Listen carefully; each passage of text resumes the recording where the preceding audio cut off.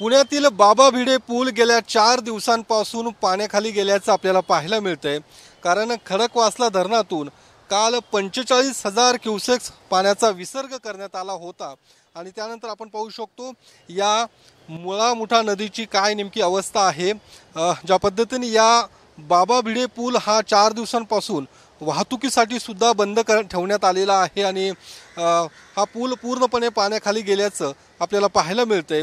या नदीकाठच्या गावांना घरांना सतर्कतेचा इशारा सुद्धा पालिका प्रशासनाकडून देण्यात आलेला आहे आणि या पुलावरची जी वाहतूक आहे ती अन्य मार्गावरून वळवण्यात आलेली आहे आणि आपण पाहू शकतो काल 45,000 क्युसेक्स विसर्ग पाण्याचा करण्यात आला होता। त्यानंतर आज सकाळी हा पाण्याचा विसर्ग कमी करून आता 35,000 क्युसेक विसर्ग या ठिकाणी पाण्याचा करण्यात आलेला आहे। आणि ओएसिस फर्टिलिटीच्या तज्ञांनी IVF उपचार पद्धतीद्वारे 1 लाखांहून अधिक जोडप्यांना मातृत्व प्राप्तीचा आनंद दिला आहे।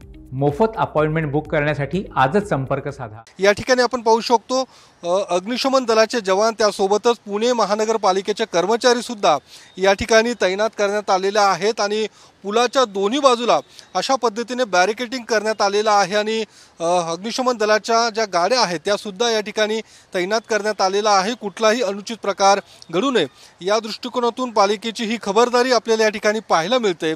पुलाच्या दोन्ही बाजूला ही बॅरिकेडिंग करण्यात आल्याचं आपल्याला पाहायला मिळते आणि ज्या पद्धतीने या पुलावरती ज्या पद्धतीने पाणी गेलेलं आहे हा संपूर्ण पूल पाण्याखाली गेल्याचं आपल्याला पाहायला मिळते।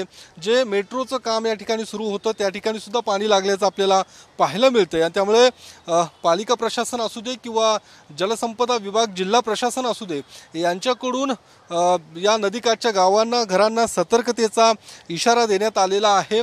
पाणी आता ओसरायला सुरुवात झाल्याचं आपल्याला पाहायला मिळतंय कारण खडकवासला धरणातून पाण्याचा विसर्ग टप्प्याटप्प्याने कमी केला जातो आणि त्यामुळेच आता पाणी सुद्धा या ठिकाणी ओसरताना पाहायला मिळतं आणि कदाचित जी काही माहिती दिली जाते पालिकेकडून आज संध्याकाळपर्यंत पुन्हा एकदा पूल वाहतुकीसाठी खुला होण्याची शक्यता सुद्धा नाकारता येत नाहीये। मात्र आत्ता तरी हा पूल आता पाण्याखाली गेल्यामुळे या पुलावरची वाहतूक ही बंद ठेवण्यात आलेली आहे। कॅमेरामन सुशांत राऊतसह मी योगेश बोरसे, TV9 मराठी, पुणे।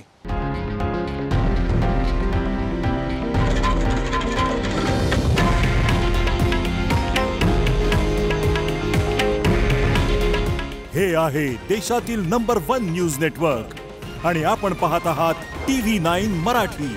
काळजी तुमची, हित महाराष्ट्राचं।